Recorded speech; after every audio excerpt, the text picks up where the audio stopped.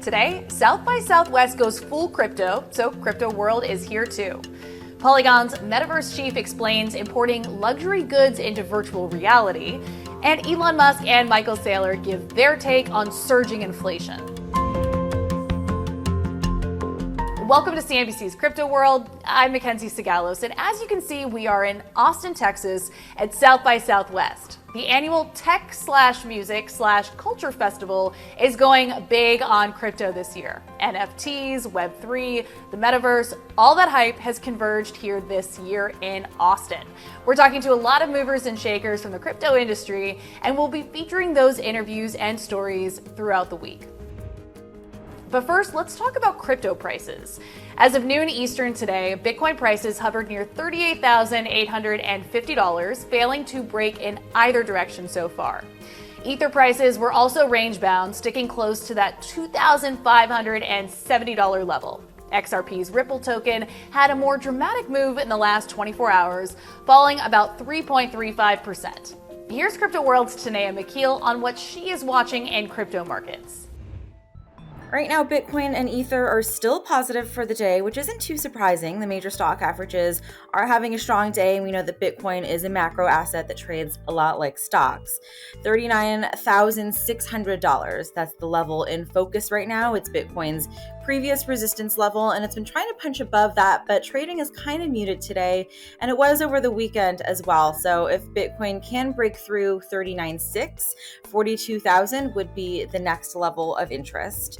It's a big week for markets as the Russia-Ukraine war rages on. The Federal Reserve is expected to increase interest rates by 25 basis points beginning this week, and that's sort of seen as a negative catalyst for Bitcoin. But investors have been monitoring that situation closely for several weeks now, so investors tell me that news is already priced in, and we will see what happens at the end of the Fed's two-day meeting, which begins tomorrow.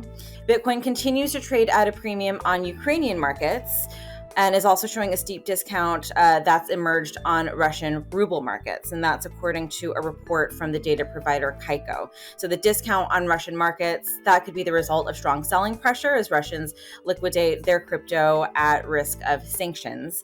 Elsewhere in the crypto market, DeFi tokens are falling after one of the most prolific developers involved in several DeFi projects has announced that he is leaving. So Aave, Compound, SushiSwap, Uniswap, they're all down today, and you're also seeing a spike in privacy tokens like Zcash and Monero, and that comes as traders have been anticipating demand for these particular types of assets, these so-called privacy coins, after the US ramped up its crypto regulation efforts last week. Okay, on to the top crypto stories that we're watching today. Tesla CEO Elon Musk weighed in on surging inflation, advising his Twitter followers to invest in physical things like a home or stock in companies that make goods products rather than cash. Still, he said that he won't sell his Bitcoin, Ether, or Doge just yet. The comments briefly caused the price of Bitcoin and Dogecoin to pop before settling down. Musk's investing advice came during a Twitter exchange with MicroStrategy CEO Michael Saylor, who we had on the show a few weeks back. Saylor tweeted that the roaring inflation that we're seeing now will hit assets harder than consumer products and cause investors to flee to Bitcoin. Musk and Saylor are CEOs of two of the largest corporate holders of Bitcoin, with billions of dollars of the digital currency on the books of both Tesla and MicroStrategy. Bitcoin just dodged an outright ban in Europe.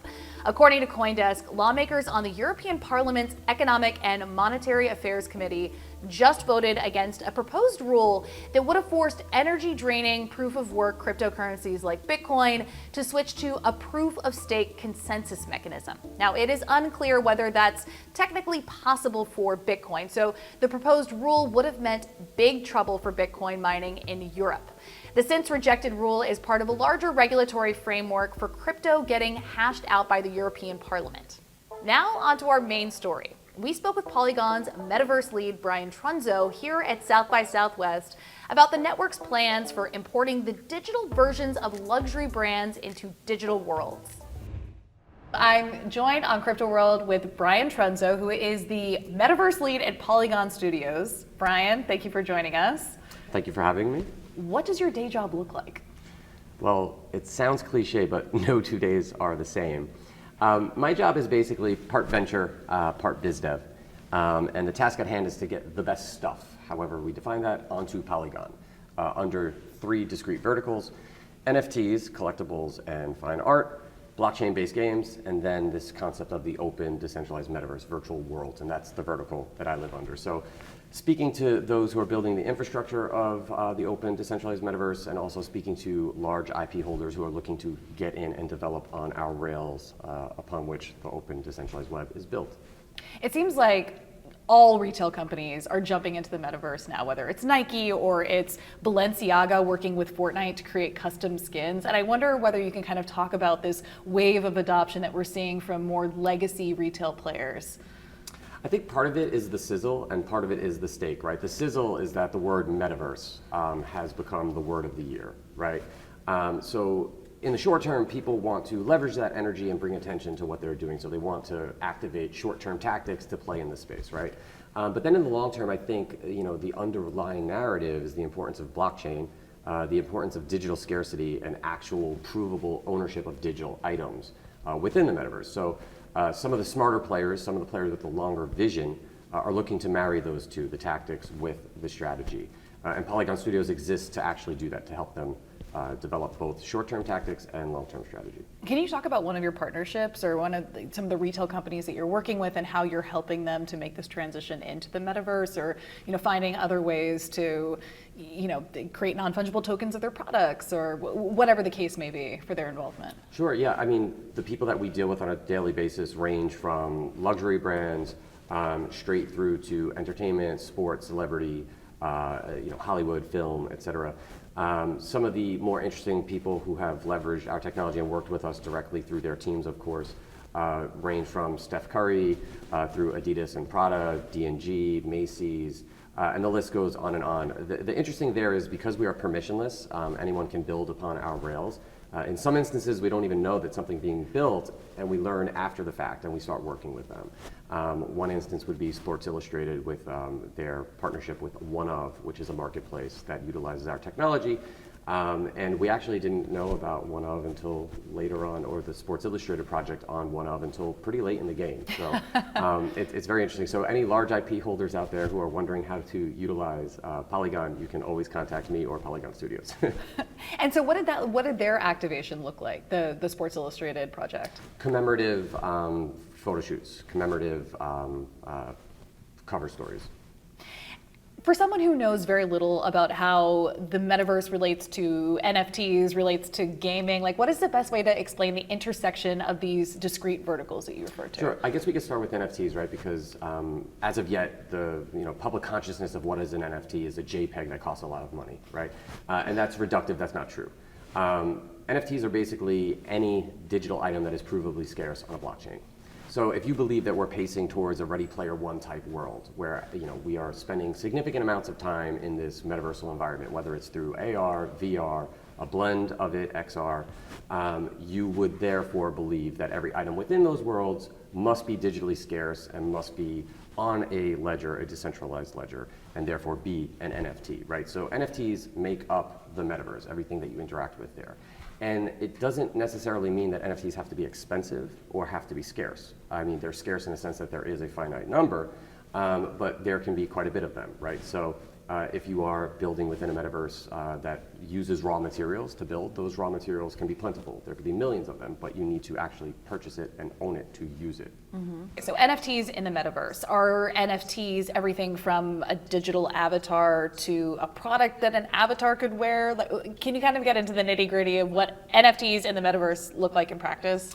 Anything that is provably owned and provably scarce that lives within a virtual world is therefore an NFT that lives on a blockchain. In most instances within the metaverses that we understand, Decentraland, Sandbox, et cetera, that's within the Polygon blockchain. So anything from an avatar to the items that the avatar wears, so clothing, wearables, to the actual land that is provably scarce, that is actually owned by a metaversal denizen, is an NFT. So you've got couture brands, you've got retail players who are digitizing their existing product lineups. Are they creating custom items that are just available in a Decentraland or in other metaverse platforms? There are many different ways that retail brands, that luxury brands can use NFTs within virtual worlds. One is a very simple wearable concept whereby you design clothing for avatars, right? And you can sell them, you can give them away, you can gamify it however you like. Other ways that one can sort of leverage blockchain to create NFTs for fashion brands specifically is with this concept of digital twins, whereby a piece of clothing has a digital counterpart that is provably associated with the physical. And by doing things like that, one, you can trace the provenance of something, but also you can gamify the wearing of that something. You can embed a QR code into it, whereby one can scan that QR code by going to an event and level up the digital version of it and gain access to maybe some sort of VIP exclusive experience within the metaverse for having worn the physical item to an event. Before we go, like we said earlier, we'll be talking to a lot more crypto investors and innovators at South by Southwest this week, so be sure to check back for more from Austin, Texas. That's all for today. Crypto World will be back again tomorrow, and we will see you then.